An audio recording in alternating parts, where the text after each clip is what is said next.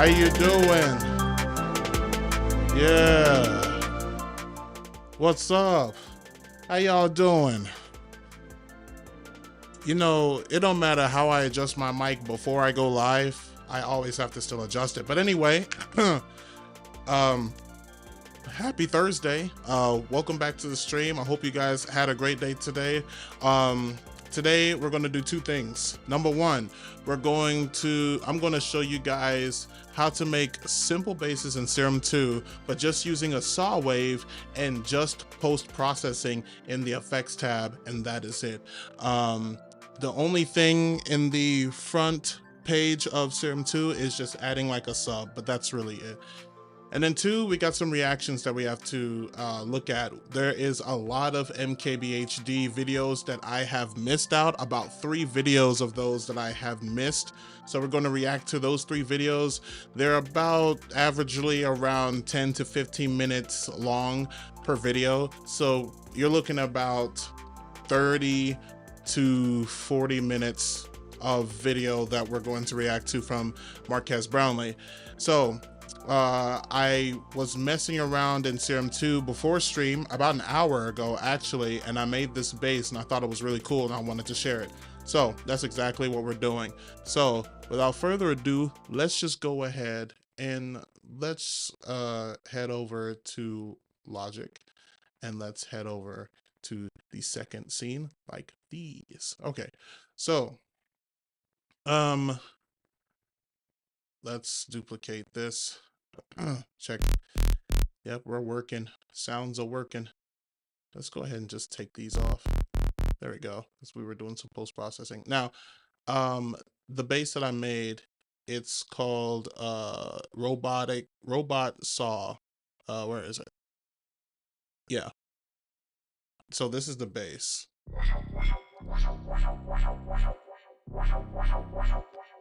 Really cool. And then this is a generated version of it.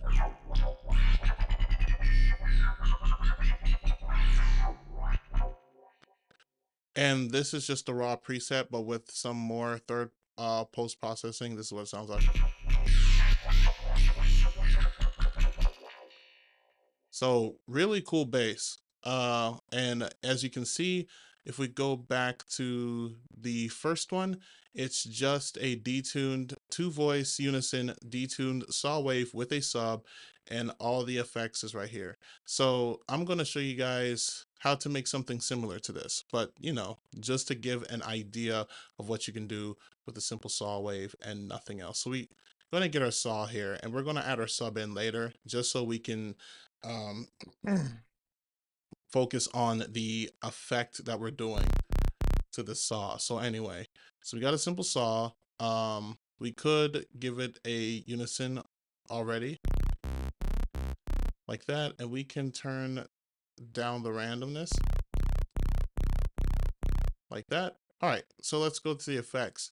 The first thing I want to do is get a splitter, and we're going to focus on the high end, and we're going to actually turn this down to like around 500 hertz, give or take. And we're going to add a phaser. Phasers naturally focuses on resonant peaks, and it phases in between moving resonant peaks. If you can see right here, it's just going up and down. There's 4 poles happening. I think we can go up to like 8 poles. Nope, 18. See, that's something I did not take account of when I made the first robot saws, but there it is. Let's turn up not the frequency, the feedback.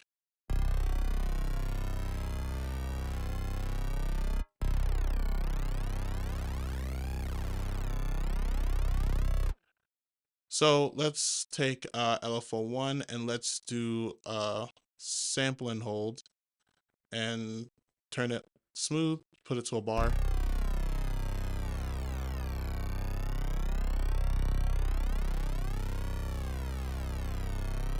We're going to keep the rate because I like the way how it moves. So, all right, so we got a phaser. Next thing we're going to get is Bode. Turn up the feedback on Bode. Turn up the blur.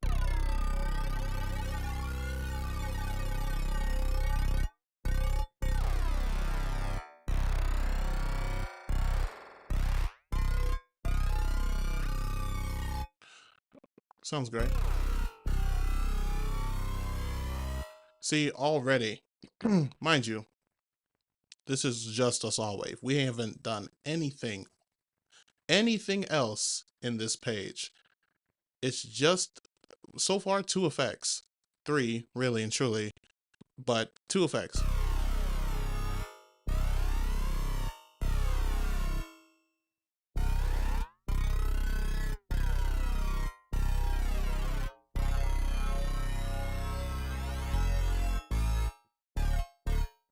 Okay. Next thing that we could do is we can get a filter.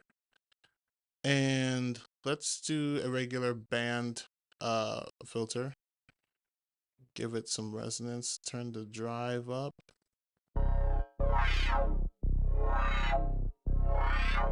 You guys can kind of see where I'm going with this.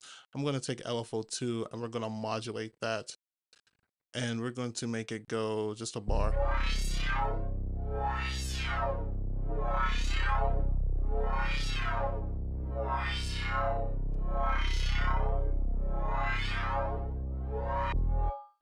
And so far, I'm going to turn on mono, legato, and turn on portamento time and put it to like around 81 seconds so I can do a little bit of pitch glide.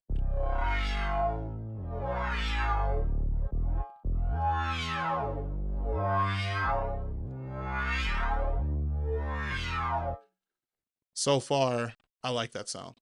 So let's add more stuff to the high end. We're going to get like a delay. We're going to turn on sync, put it on milliseconds, put it to ping pong mode, and let's get some ping pong effect. Ooh, like that.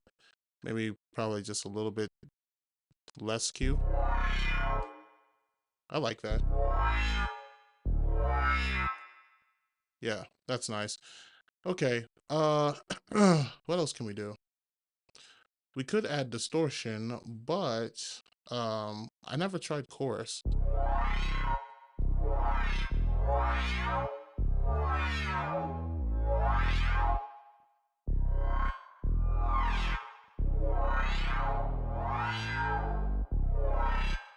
Turn down the mix a bit. Sounds fun. Let's add another filter. And let's go into flanges. Let's do a flange phase 12 high low 6 plus and see what we got with this. We're also going to turn the mix down just to make sure. And we're going to keep the resonance. All right, we're going to turn up the resonance, keep the drive down. If we turn the mix up.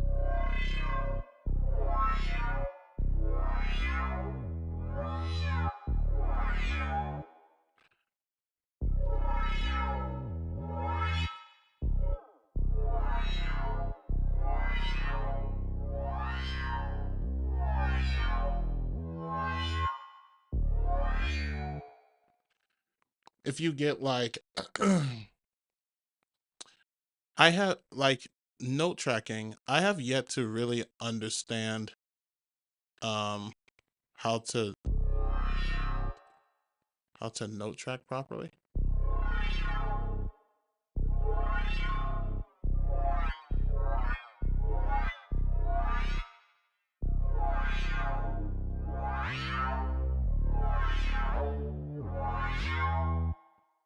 Well,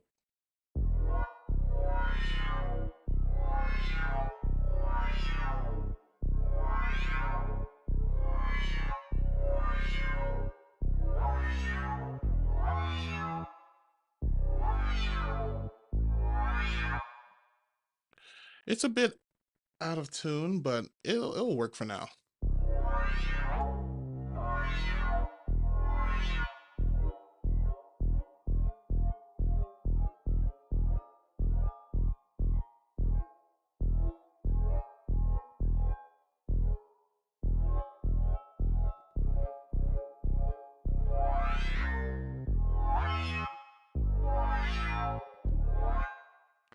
Cool, like that.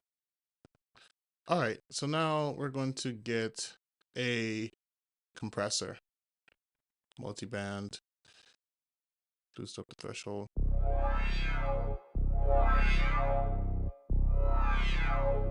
Then we're going to get an equalizer.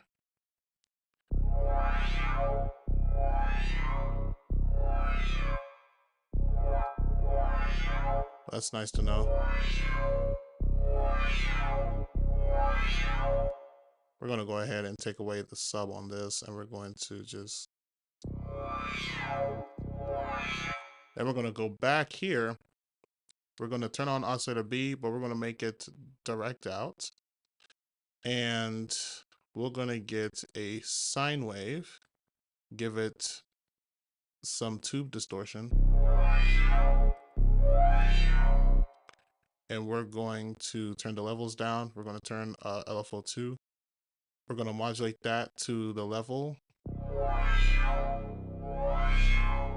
We're going to also do the same thing for oscillator A.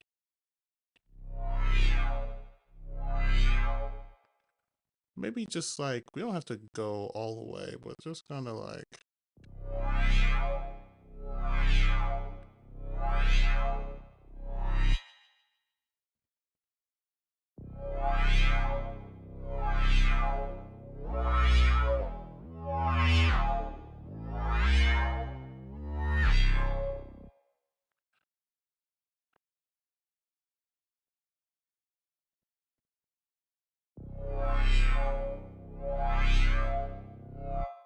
I guess in a way, I could just add another equalizer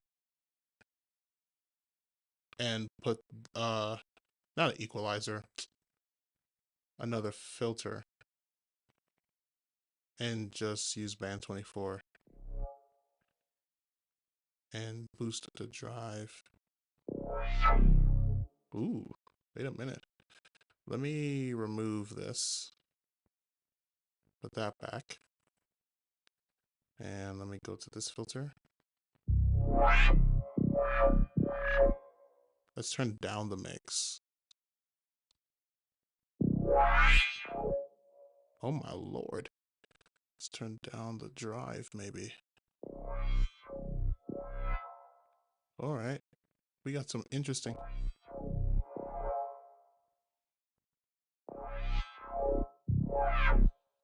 Oof. I like that.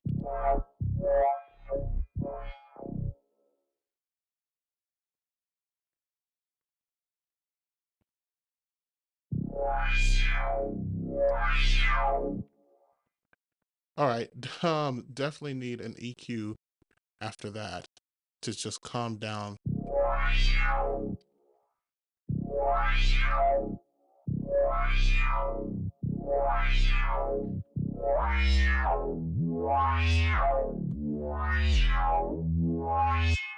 Ooh, love that. Just doing more post-processing, like adding some reverb to this.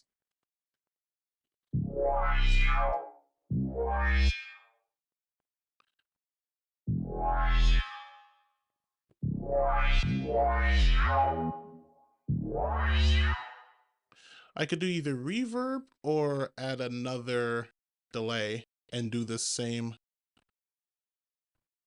Wait, no, sync. Let's do BPM instead. Let's just do just the high end.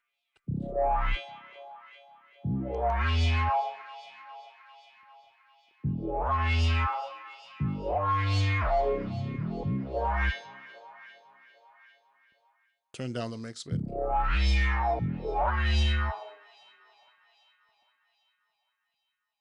We can use a reverb too. Probably put the reverb. Well, we'll see. We can turn the size down. Fun.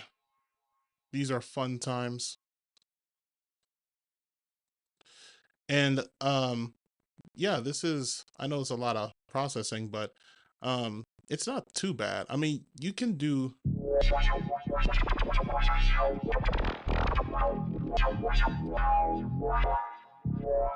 So what we can do is we can use what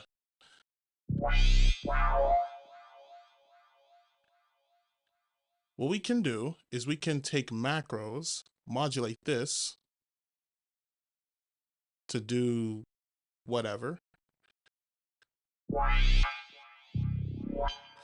And I'll take this macro, make it do the exact same thing, but it's gonna do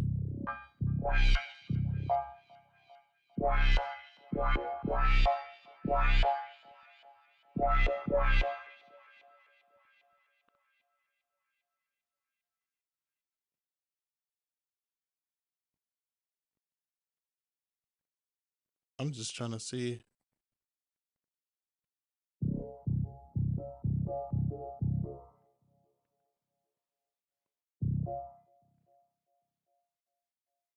Which one is macro 1 and 5 going to? LFO.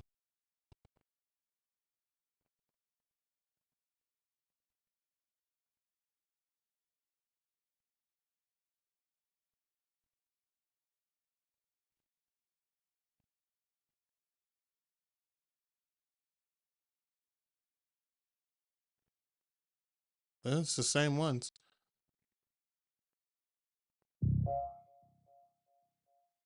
How come when this moves, this one doesn't?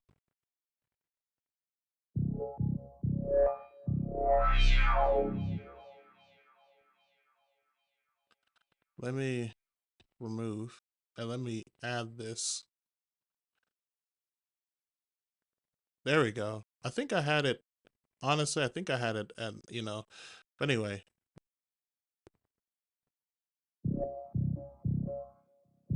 There we go. That's what I wanted. So here's the cool thing. We can take LFO 3 and put it to sample and hold, smooth it out, and we'll keep it at maybe half notes. We'll take LFO 4, put it towards macro 1, sample and hold, smooth it out. We'll keep it at 1/4. We'll keep it quarter note.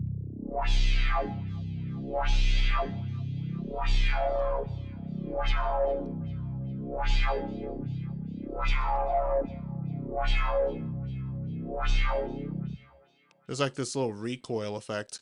Then we're going to take LFO 5 and we're going to modulate LFO 2's rate. If we go down, didn't mean to do that. Didn't mean to create a curve. If we go down LFO 5 and let's go down to, I like to do 1/16 at 30%. LFO 5, sample and hold, smooth, and we'll just do 1 bar. Or maybe half note.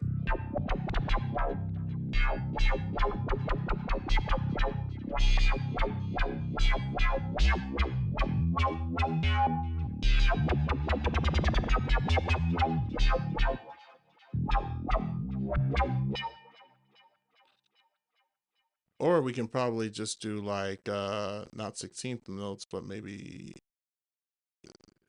8th notes.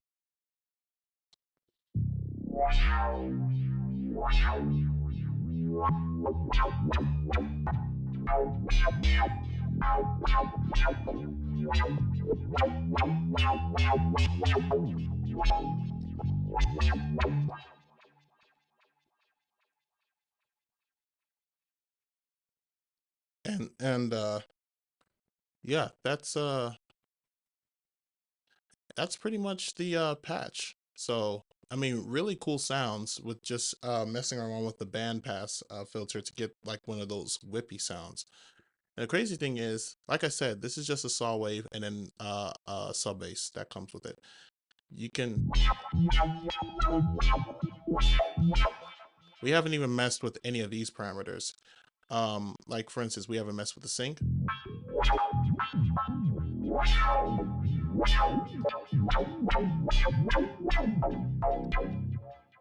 We haven't messed with that. We haven't messed with any of the alt warps.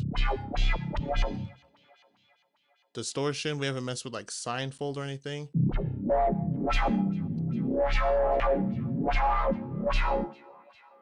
Like do that and then do like a asymmetry.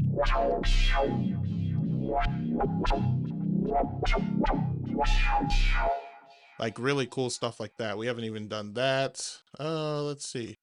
We can like I said, mess with the octave.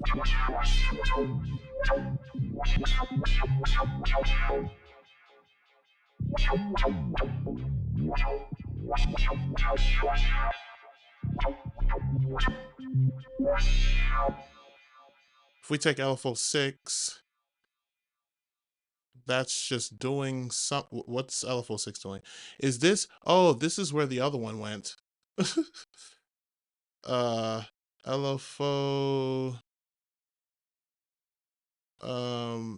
There's a macro 1, 5, bus 2. Anyway, this shouldn't be here. Let's remove that. So that's where that other knob went. I was like, why is this not doing anything? We can take LFO6 and modulate the octaves here, and we will unipolar these, and we will put it to sample and hold, but instead of smooth, we're just going to keep it on just very blocky.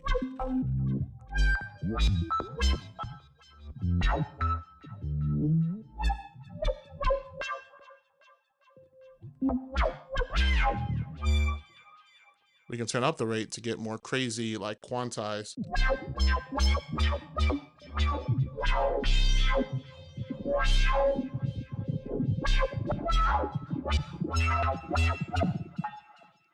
The fastest it'll go is just go fast.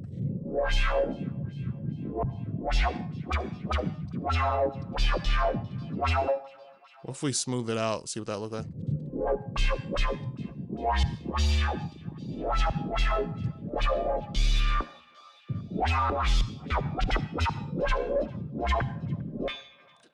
I mean, you get some cool stuff regardless.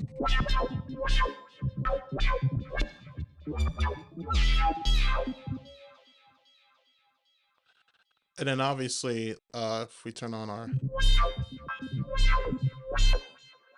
We got some post-processing here that we could use. OTT, Soothe, and honestly, I could just make the sides on the low-end mono.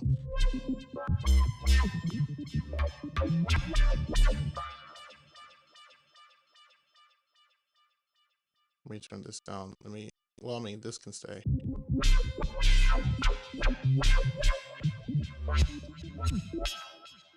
You can honestly...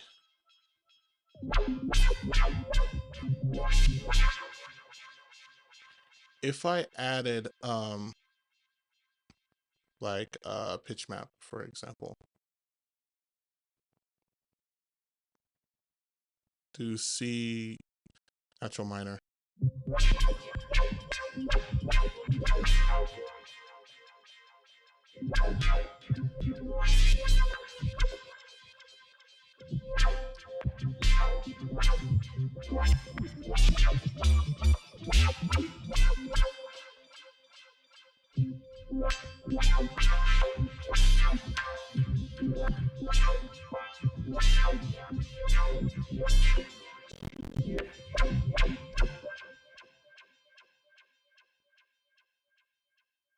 Do that and combined it with chroma to make it very colorful. We can select key.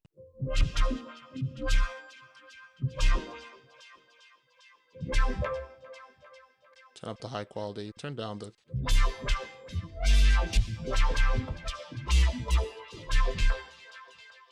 That's in case if you want to make it very colorful. We'll update that later. Let's bypass this.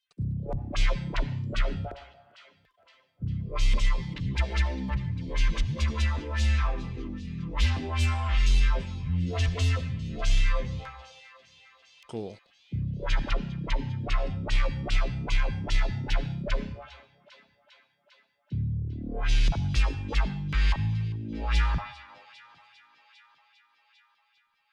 But without any of the post-processing on here and just the processing here.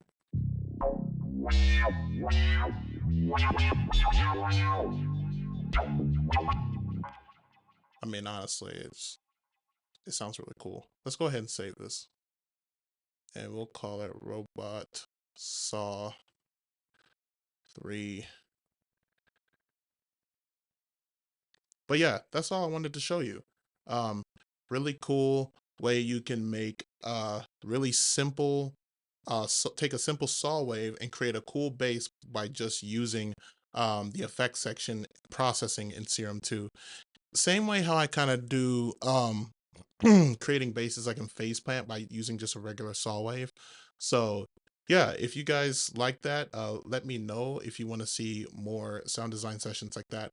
But that's pretty much it for the sound design session of the live. So now we're going to go to YouTube and we're going to react to some things.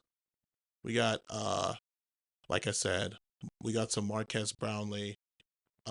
Anyway, you can make some really watery. Oh my god. Okay. I don't know. Oh, I was looking at my old YouTube video for Filter Table. But anyway, let's go to, where is it? Watch later. All right. So like I said, we have 3 videos all averaging around 13 minutes. All of them are MKBHD. And the first thing we're going to the first thing we're going to react to, this was 3 weeks ago. It's him reviewing a bionic hand. This is quite interesting. So let's take a look at what this is. Let me go ahead and just go full screen here and just keep it 4K because that's the only way. All right. Marques Brownlee reviewing a bionic hand. Let's see what we got.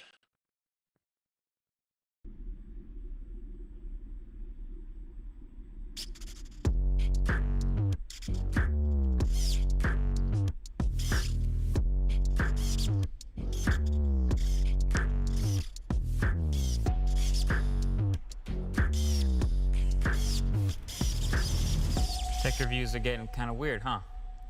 We're reviewing a bionic hand today. So this thing right here is called the Psionic. I've seen this hand before on social media. I think I saw somebody who had like who had to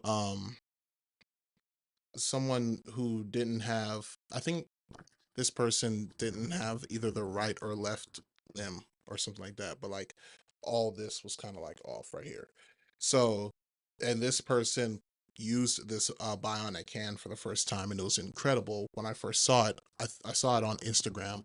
So now it's kind of cool to see what what are all the tech kinks and all that stuff that makes this a reality. And on top of that, this is the first of its kind, to the point where I can only imagine the technology in the future that makes this even 10 times better. So let's just take a look. Hand. And it is an incredibly cool, incredibly niche, and incredibly helpful piece of technology. I like how slim it is. Specifically a carbon fiber and metal motorized articulating hand that attaches to prosthetics for people who have lost their hand or don't have a hand to regain as much functionality as possible. It's Bluetooth connected, it has its own app, it's incredibly durable, it's waterproof. Oh, so it's just a hand. I thought it was like the whole forearm. Okay. And it's cheap enough to be fully covered by Medicare. So you might remember a few months ago that video that I did with 3D Pets, which was 3D printed prosthetics for animals that made a huge difference in quality of life, just with some simple structures to help their joints even out and make it relatively easy to print another one if the animal changed in size or something. Well, I'd say this is the opposite end of the technological spectrum. Now, obviously, I have 2 hands, so you might be wondering how I'm going to review this bionic hand. Great question. There's actually two. I like how you have the knife in the shot. It's like, well, you're wondering how I'm gonna review this bionic hand if I just, and it just slides the knife away. That's funny. I can show you how this works. One is pretty straightforward. The other is a little more interesting. So the first way is with this control stick right here. It's pretty simple, actually. The hand, which normally connects to a prosthetic, connects to the control stick, locks into place very satisfyingly, and now it's connected to a battery and some buttons. There's also some ports down here, and most importantly, this button at the bottom here turns it on, and once it initializes, does this little finger wag, and it's now alive, and you can connect to the hand through an app that lets you go way into more detailed control. And this app is pretty smart. This is where you can rotate between a bunch of different preset hand positions known as grips. So this, for example, is called the cylinder grip. So you could use this to grab a larger object like a door handle or something like that. And then you can always open and close the grip with the buttons here. Then you might have something like a pinch grip. And that's maybe for something smaller like writing or picking up a berry or something extra small. There's also a grip called handshake, which is pretty self-intuitive. If I open this grip and then close it in a normal handshake, yeah, that checks out. But yeah, there's some other miscellaneous ones. I like that they're all named. Like this one is called sleeve, which is literally, I believe, just for sliding your hand into a sleeve and not getting it caught on anything. Oh, that's neat. You also have hang loose, maybe less utility to that one, but still fun. Or even my personal favorite, peace. Peace. There's also this one, which is called rude. But it's pretty crazy how much functionality is in this app. Side note, by the way, this has to be the fastest pairing Bluetooth device I've literally ever used, and it's worked flawlessly every time. You turn it on with that button, then you let it do the quick little initialization, wiggle the fingers, then scan, click, boom, connected in like 2 seconds flat. It's awesome. And so users of the Ability Hand will be able to set different series of grips in a row as defaults, like daily grips or exercise grips or dining grips. But of course, the target demographic for this as a product is not going to be using these buttons to open and close the hand. Which brings me to my second way of controlling the Ability Hand, which is EMG. So I've tested a few kinds of EMG tech on this channel, most recently Meta's prototype AR glasses. They had this wristband with a bunch of sensors inside that measured the electrical signals that my brain's sending through my nerves. This is using that same technology. So for actual customers missing a hand and looking to replace as much of that functionality as possible, this is how they'll open and close the hand. Essentially, they'll have a prosthetic, a connection to their arm with EMG, and then the hand will connect to the end of it. So what I do here is I put the hand on the end of this demo prosthetic. A regular prosthetic would be much smaller, but this is so I can put my hand inside. And on my arm, I'm going to attach these sensors to 2 spots that they've advised me are the best for measuring that electrical signal. So now what you're seeing is I've got the 2 EMG sensors hooked up on my skin. I've taped them on to roughly the right positions based on what they've told me. And you only need 2 because, as you can see in the app, it's measuring the delta between the 2 signals. And that's the difference between opening and closing the grip. So now, if I flex just the right way and send the signals just the right way, it will actually close into a grip. And I have in the app a cycle of different grips that it can actually go through based on, like I said, what situation I'm in. So if I open again and then open again, it's ready to move to the next grip, which I think is like that. And then if I open again and again, I'm ready to do the peace sign, which I think is like that. Nice. There's a lot of concentration on this. Nice. So this is the closest that I and fully limbed people can get to controlling this bionic hand with their brain. It's a lot of fun. Actually, there's also haptic feedback. So if I put my hand in this, there's actually a vibration motor where I can feel when I've closed my hand on something, which is pretty cool. And also the stronger I flex, the faster the grip moves between open and closed. So of course now the natural question is, what can I actually do with it? So let's find out. So I am fully hooked up and I am practiced. I'm good at opening and closing my hand, so I'm gonna try to do some stuff basically in an order of how difficult I think it will be. With the asterisk that I'm not a long-time user, I'm just trying this out. Starting with just picking something up. So, this is a basic thing. This is a water bottle, shop.uncapehd.com. Right.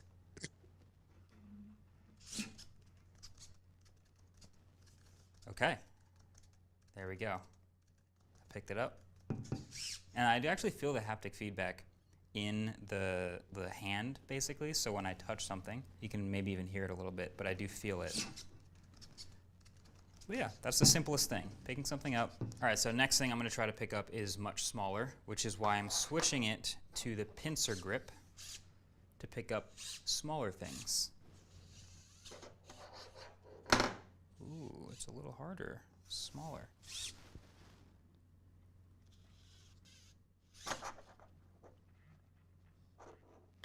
Trying to be very precise, which is harder. So it turns out changing the orientation of your arm, the way you feel things, kind of changes the way your inside and outside arm are related. All right, that's hard. That's harder than I thought. I'm giving that like a 8 out of 10 difficulty. All right, next task, peeling a banana. What I'm thinking I'm going to do is the same grip, and then ideally just pinch the stem and pull. I've heard some people peel a banana from the other side, but I'm not going to try that. I think here it'll just be a matter of getting the right spot and then holding on. Oh, success.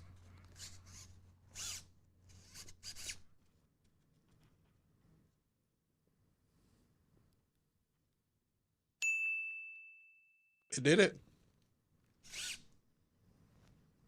Success. That's like a 5 out of 10. All right, typing is another one of those things that I believe I can do a little bit better two-handed than one.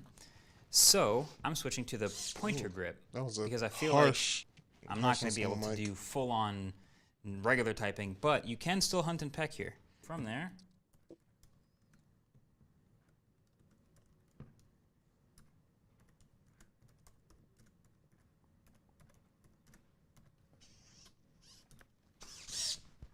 that was pretty straightforward. It did what it did. I was also surprised to find out that you can use phone screens with the hand. It seems like all the electronic capacitance is still perfectly fine. So typing and using a phone, very easy. It's like a 1 or 2 out of 10. Oh God, not writing.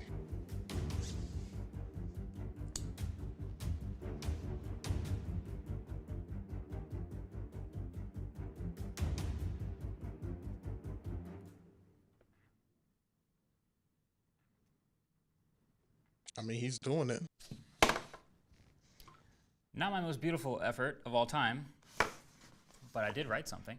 But yeah, again, it's very much, it's interesting that you can modulate how quickly or how slowly you open and close the hand based on how much you flex those muscles. So I'm able to very slowly put the pen in just the right grip, and ideally it's strong enough to write a little bit, but that is the thing that I've learned the most from these different grips. So look, obviously there are lots and lots of different prosthetic limbs out there already, but in the past years, they've gotten better and better and more capable. And it's to the point where now in 2025, it kind of feels like, yeah, of course we should have carbon fiber, water resistant, fully dexterous, 5-fingered hands that weigh less than a regular human hand with a rechargeable battery that's controlled by EMG. Of course. So while obviously there are still limits, like I know I'm not going to go play Ultimate Frisbee or even, tie shoelaces or do anything super crazy with this, it's still awesome that even the amount I'm able to do as a completely untrained user has me so impressed with the amount of functionality it's able to give back to the people who need it. That's incredible. And then they also have these even crazier demos. The craziest thing is that, like I said in the beginning, technology like that, like this is just the first of its kind and like the first gen of it. Or maybe there's probably other prototypes like before they got to this. Like I can see this being really like in the future, the cylinder that he has to put his arm through, I can see that being like very slim, like slimmer in the future, while still having all the technology to indicate the vibrations and the electrical signals through the tendons in the arm and stuff like that. So and the pressure as well. Because one thing I noticed about like when he does like the pinch grip or even just holding something, it's like there's like a set pressure before, like a set pressure for it to just, that's like enough to hold the object where you can lift it up, but not enough pressure to the point where you have like a really firm grip where you can like really hold it. Like that pen, the pen is so loose in loose on the finger that if there was like a more pressurized grip for him to hold the pen like even more steady so he can have a better and more accurate way of writing. But like I said, like in the future, this thing is going to slim down. This thing is going to it's going to have more capabilities and not be not be that limited. Obviously more motor functions like within the app and stuff like that. And I can see the design being something that's like like it's like over the shoulder kind of thing. So like imagine same cylinder situation, and then you have wires that's attached to like maybe like a battery pack on the back that goes over your shoulder so that you can still use it in whatever capacity. Or if not that, then it could just be a simple standalone piece that you can just charge at night. You can just take the hand and charge it on like your nightstand, and then the next morning you have a full 100% battery and you can just use your hand, and it's like something like a 24-hour, like maybe 20-48 hours depending on how much power it needs to do what it can. Which I'm assuming that maybe something like this wouldn't take that much battery power. It could probably last for like 48 to 72 hours without a charge or something like that. That'd be kind of cool. So yeah, but this would be revolutionary. And then not even that, this can open up to a whole nother way of prosthetics in general. Like imagine somebody making this for like legs, feet, or just a whole bottom torso or something like that. Like for those who don't have a bottom torso or anything like that. Like that would be kind of cool. Like, you know, I'm glad that technology, and then obviously with the help of AI too, AI could also further enhance the more realism of the bionic, not only just a bionic hand, but if they make a whole bionic arm, bionic leg, whatever it is, we kind of, it'd be on some sci-fi futuristic situation where they make a like a whole biotic body, and they can like, you know what I'm saying? Like, anyway, but this is cool. I like that it's going in this direction. Connecting it to a brain implant, which I obviously can't test myself, but seems to imply that the ceiling is way higher than what we've already seen. Overall, though, it just is really cool to see how far tech has come towards improving the human experience on planet Earth. That's all this stuff is really about. Like, I'm not in the target demographic for this product, but that doesn't mean I can't appreciate how much work went into making this and how well it works. So shout out to Cyanic for letting me play with this. I'm gonna give it back to you now so that you can give it to someone who can use it much more than I can. Either way, technology is strong, but the flesh is weak. Catch you guys in the next video. Ooh, Peace. nice. That was cool. And nice tag. Technology strong, but the flesh is weak. Yes, sir. Dope video by Marquez. We got two more to go. We got two more videos to go. All right, we're gonna go in order. So we're gonna go with this one. There is This one is titled, I have a problem with the Light Phone 3. I've never heard of this phone before, let alone seen it before. So I'm having to take a guess. Either this phone is made by a small company or this phone is made by a foreign company. But we're about to see if there we go. There we go. We're about to see what is this Light Phone 3. There is a growing movement over the past couple years that at first seems kind of backwards, but then the more you think about it, it actually does start to make a lot of sense. It's dumb phones. A phone that just goes back to the basics and does exactly what you need and nothing more. Because clearly we need to spend less time staring at these colorful glowing boxes and go outside and touch grass. Right? One would say. So okay, it's 2025. Wait a minute. Let's appreciate. Let's go back. Let's appreciate that transition. Right? That was such a good transition. I forgot who in the studio team that does all the animations, but kudos to you. Yeah, that was so good. So okay, it's 2025.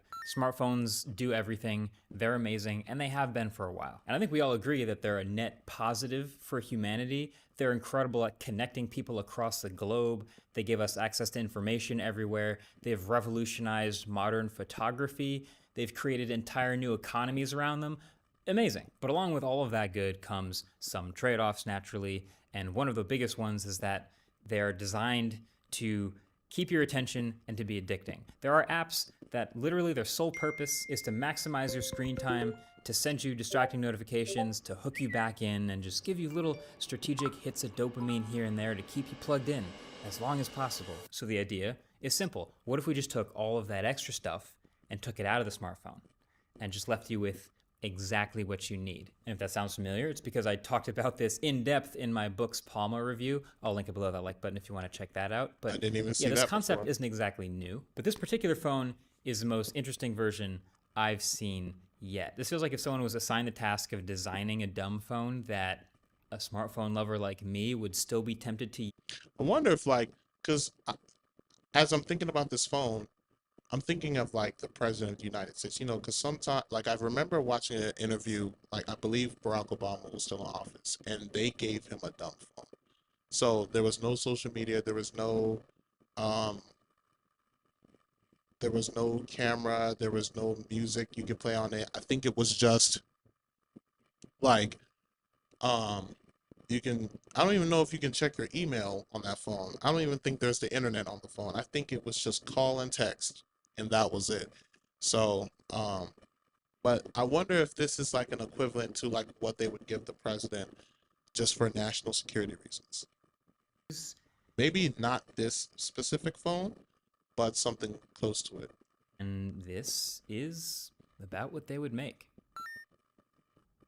So, all right, we got to talk about this Light Phone 3. So, in the spectrum of dumb phones, this one is definitely the most premium feeling one. This is the one that will feel the most at home for regular smartphone users. So maybe you've seen some of the others in this category, like the Books Palma, or now the Books Palma 2 that I've been testing, or even this one. This is called the Minimal Phone, which has an e-ink display as well and a physical keyboard.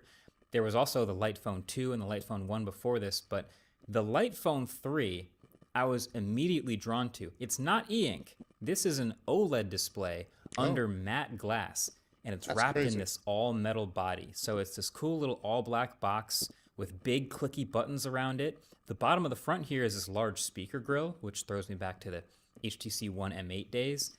And on the left side is actually this nice dial that rotates. This is nice. It's got these nice flat sides, obviously. The buttons are clicky and built well. The whole thing, it's just nice to hold. And so then it's got this button on top you use to turn it on. And then you hit that button to go into the UI, and it's this nice, clean UI. All black background, thin white text, just the time and the battery at the top. Then, like I said, this button on the right always takes you home, and this is your UI, just text labels of the different essential things that it does. Is This it is the part where I touchscreen? age myself and I ask if anyone else remembers the Zune HD. If you don't, do yourself a favor and Google it real quick. Pull up another tab, check that out. You might end up wanting one, but you can't have one because it's 16 years old. To close that tab, come back here. Okay, this is the primo minimal phone experience. Even nice little touches like this dial on the left-hand side. If you turn that, that's your brightness adjustment anytime you want. And then if you push it in, that turns on the flashlight. It's convenient. And then it does have a SIM card tray right here, so you can make phone calls and save contacts. And then you can see the other things it's capable of course, setting alarms. Oh, it is. Everybody needs that. Nice. There's a calculator and a calendar. There's a camera, which as you can see, activates the single camera on the back. It's got this dedicated 2-stage shutter button. Now, it's not a good camera, but it is a camera. You can't change aspect ratio or resolution or do portrait mode or anything like that, but it is definitely a camera. I scroll to my second page and you can see I have the Maps app, which actually does turn-by-turn directions, walking or driving. And there's also a podcast experience, which is the maps, you have to read the directions. It don't give you no visual representation. Like, you can't look at roads and trails. You gotta read directions. Ooh, that's taking it back. You might as well just buy a whole map, the one that folds in like a brochure, and you open it and it's accidentally upside down. You gotta turn it around, and then you gotta find where you are. You're like, okay, we're right here. The trail's right here, so we have to follow the trip. We have to follow northeast, maybe like 30 degrees longitude, latitude. Like, you gotta read. Okay, crazy. I'm not gonna lie though. I'm not gonna lie. I would like to own one of these just because. Just because, like, you know, it looks cool. I've never really heard of minimalistic phones like this before, and like the other phones that he was talking about that he reviewed, hell, I didn't even see those videos, and I'm wondering if it was like one of those that I just missed. But this is so minimal. Like, there's no life in this phone. It's just black and white, straight to the point. You know, yo, am I tripping? Oh, that must be like the after image of his finger. Because I'm like, why is the scroll bar going through his finger? But that's just his finger moving between the shutter. Basic, but that's all it has to be. It's functional, lets you subscribe to podcasts and listen to them on the fly. You can even pair Bluetooth headphones to this. Now, if you ever want to add or remove any apps, you actually can't do that on the phone. You can reorder them, but if you ever want to add or remove any, you have to go to the online dashboard. And this gets set up right when you get the light phone, but through here, you can click into the toolbox section, and then you can add or remove tools from the toolbox. That's what they call it. So the ones I don't have on this phone here are Directory, which is a contacts list, Hotspot, Music, Notes, and Timer. And if I wanted to add one, all I do is click on it and hit install, and it appears on the phone in a couple seconds. And I love the idea of this. This is such a neat little piece of hardware. It's like it's a conversation starter too. Like, if you ask me, like I said, to design a minimal phone piece of hardware, it's like half the size of a normal phone. It's just a nice thing to hold. I like this. I like this a lot. And E-Ink was cool on a lot of those other minimal phones because obviously the legendary battery life and that readability and all those other conditions. But I actually think I prefer this in most indoor lighting situations anyway. It feels more premium and it can do all the same stuff. But yet, there is no TikTok. There is no Twitter on this phone. There's no Instagram. There is no email. There is no web browser. There are no third-party apps. No notifications other than texts and calls. I will never waste my time on this phone. Unfortunately, once you actually try to use this phone, that is the exact moment that it goes from being a really cool idea to really frustrating. So, okay, let's say I'm at the studio and I have a calendar event in an hour in the city, and I want to navigate there. I can actually put a location in the calendar event, but I can't click on it to navigate. And so you might think, okay, just copy and paste it. But this phone doesn't seem to have copy and paste either. So you gotta go ahead and manually flip over to the directions app and then start typing away. And good luck, because there's no autocorrect either. So you're gonna want to double check and get this address exactly right, with no multitasking feature to help you out. If I go to pay for something at the local bistro while I'm there, I can't pay with my mobile wallet like I would with a smartphone, even though it does actually have NFC. Okay, not a big deal. I guess I can break out the old-fashioned physical card. And also the vibration motor is pretty bad, which makes me sad. Also, that top button is supposed to be a fingerprint reader to lock and unlock as well. But that doesn't work yet. I also would have liked a nice scroll animation between pages, just as a subtle nod to maybe even like the Zune HD, maybe some nice scrolling physics. It is OLED after all, but I don't know, maybe scrolling is too triggering or just feels like it reminds you of TikTok, so they don't do that. There is no ebook reader at all, which maybe just feels like it's missing because so many other dumb phones do have reader apps, but I guess it's a natural fit on all of those because most of them are e ink displays, which are perfect for reading. But I don't know, why can't I have a reader on this one? It has podcasts, it has music. This single camera here it's a 50 megapixel sensor, which bins down to 12, and there are no settings for shooting full 50 megapixel resolution, or changing the resolution to anything else at all, or aspect ratio, or focal length. Just flash and exposure. And I know the photos aren't good, but if I do need to send them to someone, this phone doesn't support RCS, so I'd be sending them in an ultra compressed, not encrypted MMS message instead. That also means all two-factor authentication using this would have to be done via insecure SMS because there's no authenticator apps here, obviously. And I also happen to have a bunch of other conversations happening in other messaging apps, WhatsApp, Telegram, Discord, Slack. I can't have any of those conversations here. And I also happen to use Spotify for my music. And so I'm really not trying to move all of those playlists and all of those songs manually to this app. I would have liked some kind of Spotify support or something like that. But hang on, I've realized I'm asking for more here. And that's because in order to use this as my daily phone, I mean, there are things that I need it to do that it isn't capable of. Like I use to-do list apps and Google Drive and weather apps on my phone every day. So I need more. But the more I ask for it to do, the more I'm just going back to turning it into a regular smartphone again. Yeah, and that's the point. The point is that we are so dependent on our technology, this right here. And it has shaped the way how we live our lives today. Everything that we need is on our phone, laptop, tablet, computer, whatever it is. Nowadays, most people can't tell time if they look at a clock that has the numbers and just has the hour hand and the minute hand. Like some people don't even know how to read a clock. Some people don't know how to use a map. That's me. Like a physical map. If you had a physical map in front of you and you had to follow all of the directions on the map, most people won't be able to do that. Um, Most people don't even know how to work a physical camera. Like obviously we know how to point and shoot, but like in terms of like messing with the aperture, the focal length, or messing with the saturation, the color grade of a camera of something like that. Like nowadays smartphones can already do that for you. They are pre amped to do all that processing for you so you can always take a perfect picture every time.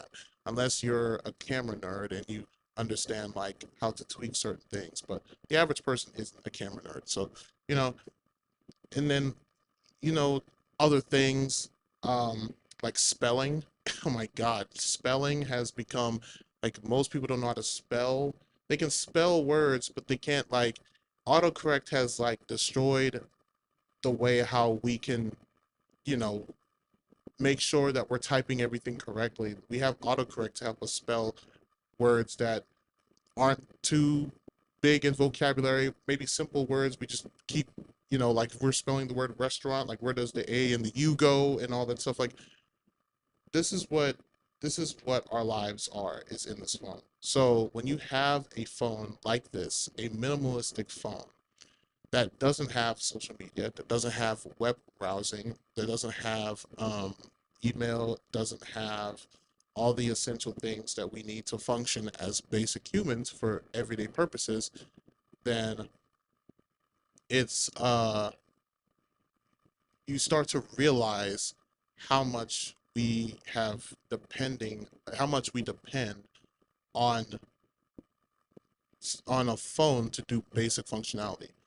Calculator. Most people probably don't know how to do long division anymore, which is something that was, taught when we were very young, and now we just kind of abandoned that. So but yeah, this is a very good, like a minimalistic phone like this is a very good eye opener just to see like how far gone. Like obviously, some people don't rely on their phones heavily that much. Like some people would just use their phone to call, text, and listen to music. They don't really use it for email. They probably use their laptop for that, or they don't use it for like taking pictures and going in their gallery and stuff like that. So, um, all that stuff. So, but ahem, AI. Oh, what's AI? um, but yeah, same things. So, A really big part of the review process for this phone for me has been trying to figure out, is this phone really supposed to be your primary only smartphone that you carry?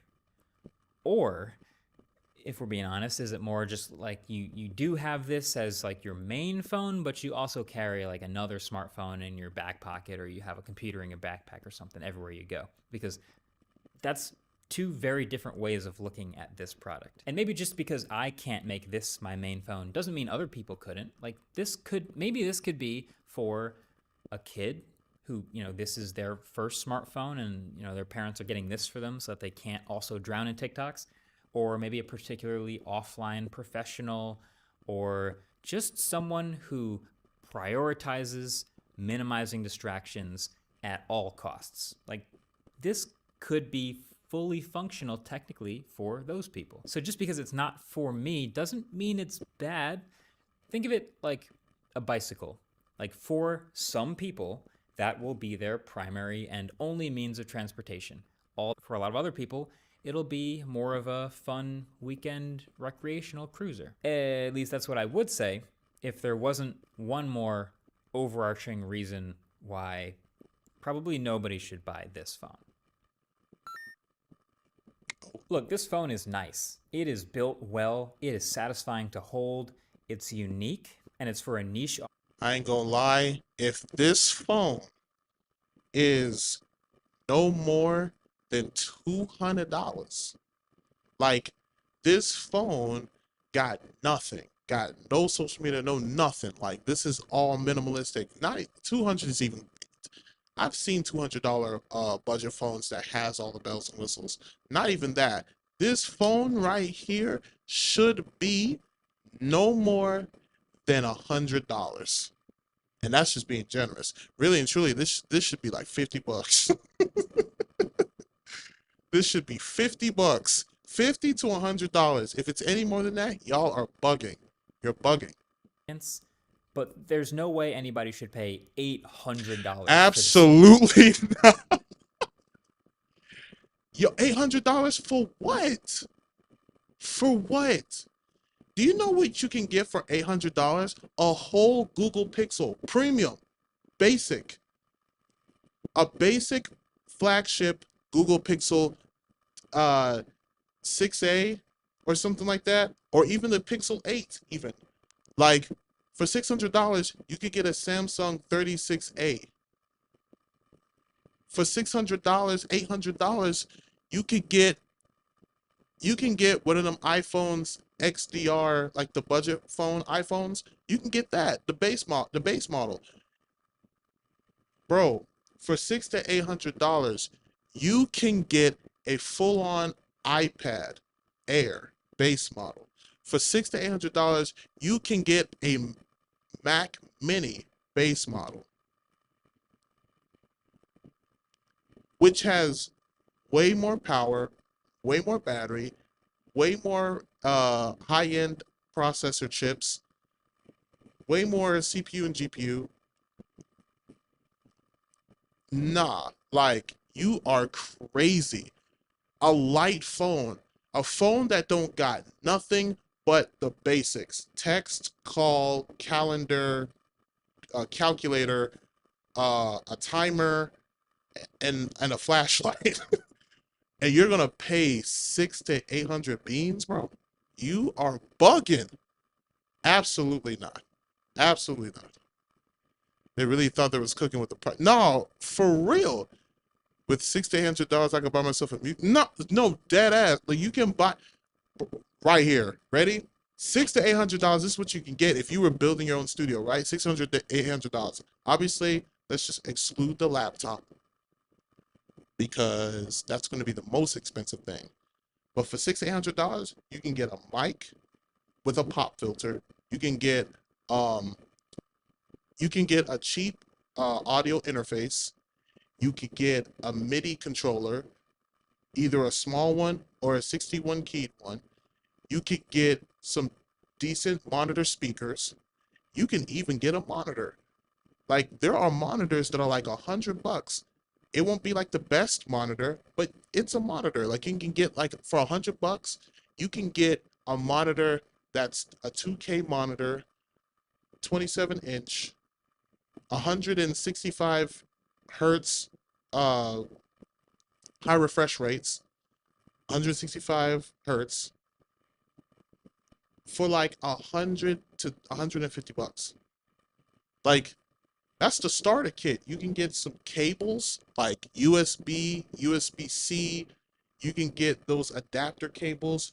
You can get a solid state drive. You can get a thumb drive, solid state drive. You can get some LED lights for the room. Hell, you can get contact libraries. You can get some plug-in like $600 to $800. No, that ass $600 to $800. You can buy Logic Pro X 11, Logic 11.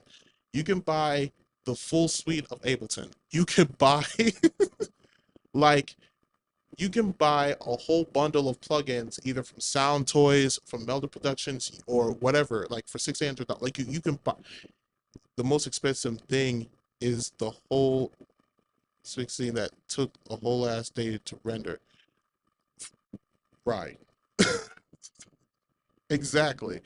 Now that's crazy. I'm sorry, there's just no way. Now, if you pre-order, it's only $600, which is a little less ridiculous, but I still think it's too much. This is my only real problem with this phone, just because conceptually, you're getting a device that does less. That's the whole point. But paying more than a normal phone for something like that just seems ridiculous. Like I looked at the spec sheet of this phone. Obviously, it doesn't have to have great specs to do the limited things that it does, but the specs are a Snapdragon 4 Gen 2 chip, 128 gigs of storage, 6 Okay. gigs of RAM, the single camera, a 4-inch 1080p OLED, and an 1800 milliamp hour battery. Like that is not the spec sheet of an $800 phone. Just for some Absolutely not. context, some other phones using the same chip are the Poco M6 Plus, the Redmi 13, and the Vivo Y39. You could buy 4 instances of Serum 2 license. No, no, for real. Serum 2 literally costs $200. You can buy 4 of them. Although that would be overboard. It would be, but you know, it could be you could buy yourself Serum 2 and then the other 3 licenses you can give to a friend. You can give to 3 friends that don't got it. All of which retail for under $200. And look, I know the specs were never going to be the reason that this phone costs a lot. In fact, if you want to know the real reason, it's probably some combination of the materials, which is, it's metal, it's high quality, but also software development costs, because it's unique software, and low volume. So it's just going to cost more with economies of scale, and also probably tariffs. But there's Then, yeah, the tariffs will probably do it. a really interesting video that the Nothing team did recently. It's on their YouTube channel, basically just pricing out the rough cost behind an imaginary smartphone.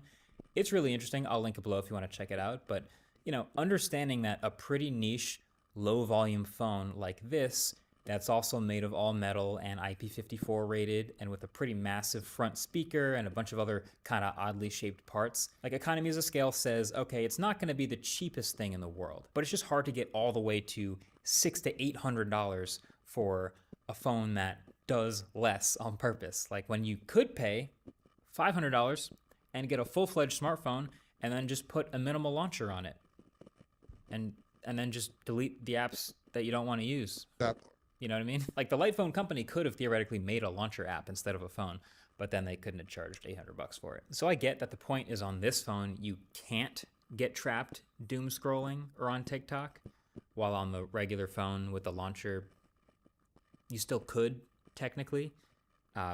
And it's a cool piece of hardware. It's a really fun design, and I like that this stuff is unique and that it exists. But at the end of the day, it's hard to get behind charging that much for something that's pretty much guaranteed for most people going to be their second phone when they're already carrying a full-priced, fully capable phone, probably in their other pocket. Kind of feels like they're taking advantage of people's lack of discipline with this shiny new $800 box that's going to solve their doom scrolling problem. You know what is worth the money though? Oh, The new you try to get me. You try to get me with the ads, but guess what? We are off. All right. That was a great video. I mean, in theory, the phone is really cool. Like in theory, right? I I only say in theory simply because the price is kind of like, ooh. But I would love to own like a minimalistic phone just because I like tech a lot, especially unique tech. So something like this, especially those ink readers, minimalistic phones that are a little bit more going on compared to this one, but I didn't know there was such a market for a phone that just takes away all the distractions and just stick with what the importance that you need to have on a day-to-day basis. So this is a cool concept of a phone. And also, I didn't take account like the materials to build the phone, obviously with the software, and then obviously with this economic situation with tariffs and stuff happening, yeah, that could also hinge on it as well.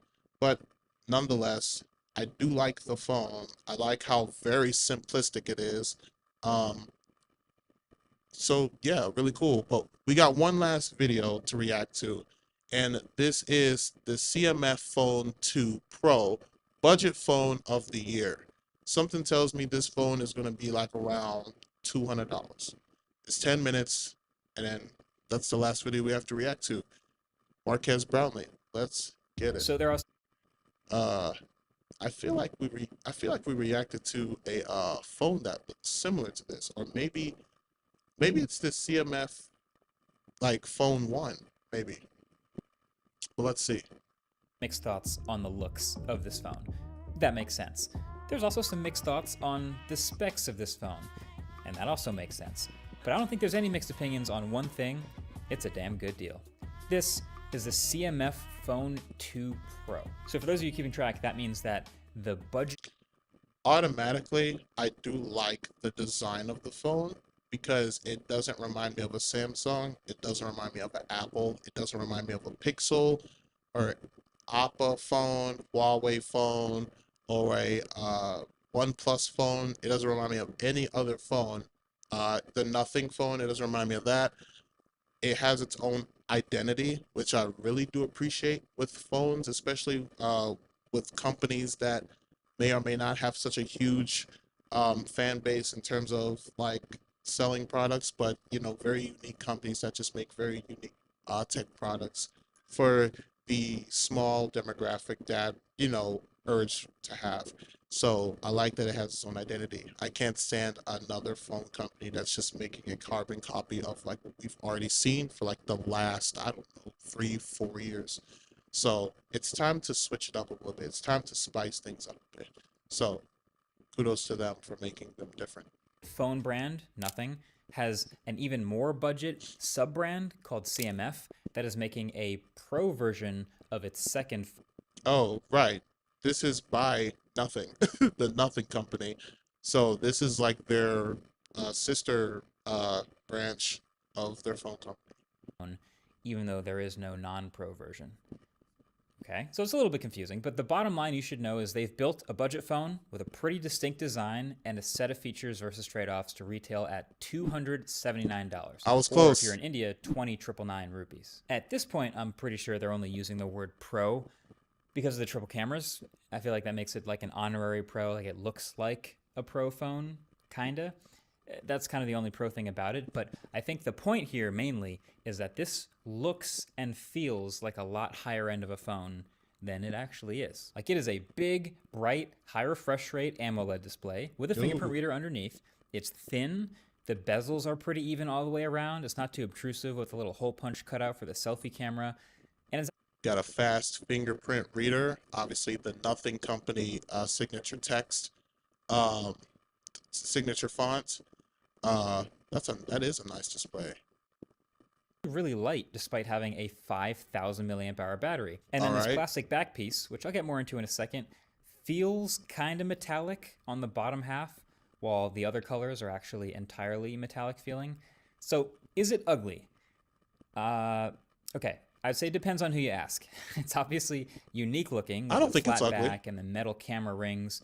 Me personally, I don't exactly think it's beautiful, but luckily I don't have to look at the back of my phone very often, so let's just call it personality. But you got to admit, there's a whole mob Can you imagine like every time somebody like describes you, it's like, is this person ugly? No, nah. That person, I wouldn't say ugly. I just say like this person has like a lot of personality. This person is, they good people. They good people. They are very positive. They like to they like to code the word ugly with other adjectives that are more positive. But that's funny. people. I don't think it's an ugly looking phone. I definitely think I wouldn't pick orange. Like I would prefer like a white or a black, matte white, matte black phone. I'll even take a blue phone. But orange is just not my color. So, Have been looking at slab phones year after year looking the same over and over again. So tame, not really taking any risks, not even really having colors lately. no. But this this is personality. I mean, look at this. Look at this orange. And it's also modular again. Kinda. So here's the thing. So the CMF phone last year was also modular. It had the screws that came out the back. The back came off. There were attachable accessories, which is Cool. cool. This year, it's also modular, but doesn't work with basically any of the accessories from that last CMF phone, except for the lanyard. So they're sticking with the modular idea, but not the previous modules. But the way it works is now there's still 4 screws on the back of the phone, plus the thumb screw in the bottom corner. You take those all out with the not included screwdriver, but the whole back of the phone doesn't actually Doesn't come with a screwdriver. It's kind of crazy. come off anymore. Instead, there's just this add-on accessory back. So this back just slaps onto the phone. Then you put the screws back in, and now the back of the phone has camera lens mounts and the strongest MagSafe magnet array I've actually ever seen. So the magnets, they're a no-brainer. Go ahead and stick all kinds of accessories onto the back of the phone. MagSafe accessories, other random magnets. Although this is like, I wouldn't say completely useless, but I do like the color contrast between the white and the orange. So, me personally, if I had this phone, I would put on the white back on just because of the color scheme. So, and then yeah, the MagSafe is cool too, plus the camera protection as well. But really, mostly for the color accessory. Stuff. CMF made accessories also stick. They made this wallet that holds a few cards and then also acts as a vertical kickstand when you fold this piece here down. Pretty nice. And then Okay. unlike the Apple MagSafe wallet, which I kind of had beef with because I felt like it would fall off way too easily for a wallet, this one actually feels Bro, I ain't gonna lie. If y'all people who put so much trust in a MagSafe wallet on the back of their phone, y'all are brave as hell. Did you hear my voice crack? That's crazy. 27 years old, still voice crack. That's wild. But anyway, it is crazy that people are um brave enough to use a MagSafe wallet on the back of the phone. I would never do that. I am wallet. I'm having a physical wallet, and it's going in my pocket. Okay, it's going in my pocket. Not putting it on the back of my phone. What if I lose my phone? I can't lose my phone and my wallet at the same time. I'd rather lose one or the other, but not both at the same time. I would really like that would be a day. That would be a day if I lose both my phone and my wallet. We got to keep them separate. Because at least if I lost my phone, I can drive home because my license is in my wallet. I guess my license is also in my phone too. But if I lose my wallet, I could always call somebody. You know what I'm saying? Like, but if you lose your wallet and your phone, you better talk to folks and you better hope that you're not stranded out nowhere. Because that means you won't find your way home unless you're going to hitchhike, and people are crazy nowadays. So, no. Can't do that. onto the back of the phone because these magnets are so strong. The phone doesn't have wireless charging, but it's still convenient to be able to throw it up on your dash or on a desk mount or anything else like that, just to hold stuff. And then the camera mount. Okay, so this is another crazy idea that honestly may only last 1 year, but the idea is this plastic ring around the primary camera is a mounting point for a couple of external lenses. So CMF actually made two lenses, a macro and a fisheye, that literally just pop onto the back of the phone like this over the best camera, that primary 50 megapixel. So the idea is cool. The personality is very real. I think if I was dailying this phone, I would just leave the white back on my phone all the time. So I could always use the magnets. And if I ever wanted to attach accessories, I could just pop it on. Now, the actual lenses CMF has made, I would just say, they're fine. They accomplish what they're supposed to do, okay? There are other phones that can take comparable or even better macro photos with a built-in macro camera. And the fisheye, it's a unique look. Maybe you're into that. It's just fun. The main camera by itself, even without the attachment lenses, is just fine. It's got this warmish, pinkish cast on a lot of photos, and it definitely overexposes a lot of the time, but it doesn't have any horrible, catastrophic issues. As someone who takes a lot of pictures, these two attachment lenses have me thinking like, oh, what if they also made like an 85 millimeter or like a portrait photo lens or something like that? But I don't want to get my hopes up because that may never exist. And plus, I feel like that if they do make those specific attachments for the lenses, I feel like it would be a lot easier to lose them. Like you would have to carry like some kind of medicine like tablet case for all your lenses for this phone, labeled too, so you don't get them mixed up, just to make sure you don't lose them. Because I couldn't imagine like carrying just spare lenses in my pocket and just picking one out, be like, man, is this one 85? Is it 85? No, like you need like some kind of pouch or something to carry them in, and label too. Oh, if not the case itself labeled, the actual lenses need to have some kind of etched in label to let you know what this lens is. Like put 85 on one to let you know, oh, this is an 85 millimeter. Put P for portrait. Put T for telephoto, and stuff like that. So we get these two, that's cool, but will we ever see anyone else making lens accessories for this phone? Probably not. Also, there's no place to hold these lenses. So you get them, you take them out the packaging, and then they're just kind of loose. right. And they're very easy to fingerprint and kind of hard to clean. And the more you have to deal with that, the less you actually want to carry them around with you. But using this phone, I just want to make one thing very clear. This is the best software in any new phone under about $400. It is just so clear. I know there are clean One UI phones that are cheap and some Redmi phones at this price point, etc. But this is one of those things that came from OnePlus to nothing and now to CMF by Transitive Property. It's just great software chops. Same as the more premium Nothing phones. Smooth animations everywhere, a few extra features here and there, some custom widgets, the dots motif is everywhere, but it's definitely not too overwhelming. It's also not filled with ads at this price. I mean, this is what you interact with every day. This is when you're using the phone, what makes it easy to forget that it's such a cheap phone.